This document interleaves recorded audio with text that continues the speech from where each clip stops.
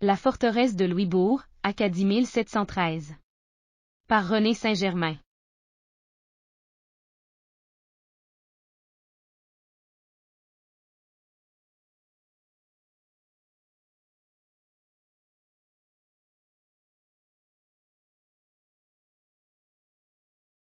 Le traité d'Utrecht avait cédé en 1713, l'île de Terre-Neuve alors possession française à la Grande-Bretagne. Cependant, la France restait déterminée à maintenir ses intérêts économiques et stratégiques. Elle accordait une plus grande importance aux pêcheries de l'Atlantique Nord qu'elle en accordait au commerce des fourrures. Le site du port de Louisbourg fut choisi non seulement pour être le centre des exportations de morues vers la France, mais pour devenir un port de transbordement, une plaque tournante du commerce triangulaire établi entre la France, les Antilles et la Nouvelle-France. Les Français vont ériger entre 1713 et 1740 des fortifications en pierre de style européen.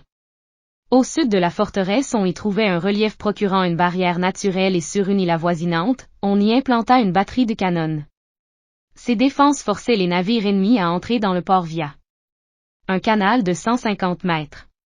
La forteresse de Louisbourg devint la capitale de la colonie de l'île Royale. Celle-ci était localisée sur la côte de l'Atlantique dans le Cap-Breton. Sa position lui permettait de protéger Québec et les grands bancs de morues. Elle fut nommée le Gibraltar du Nord. Louisbourg devint vitale pour le Québec et l'Acadie qui y envoyaient leurs produits agricoles. Elle était également une escale importante pour les navires en provenance des Antilles françaises.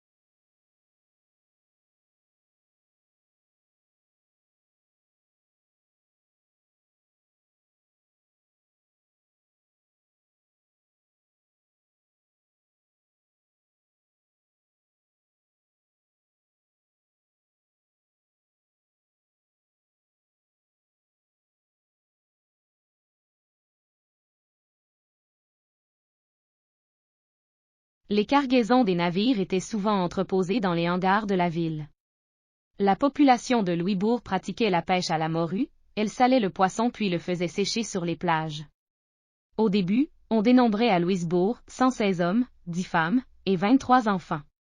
En 1719, celle-ci passa à 823 habitants, puis 1296 en 1726, 1616 en 1734 et enfin 4174 en 1752.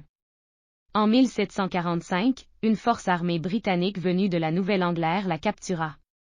Elle fut cependant restituée à la France par le traité d'Aix-la-Chapelle en 1748. En 1757, une expédition commandée par Sir Francis Holburn, comprenant 16 vaisseaux de ligne et 4 frégates attaque Louisbourg, mais fut repoussée par les Français. L'année suivante, une autre expédition sous les ordres du général Jeffrey Hammer fit le 8 juin le siège de la forteresse avec 39 navires et 14 000 soldats et une force de débarquement de 13 870 soldats. Louisbourg pour sa part, était défendu par 10 vaisseaux avec 3 870 marins et une garnison de 3 920 soldats. Le 26 juillet 1758, Louisbourg capitula.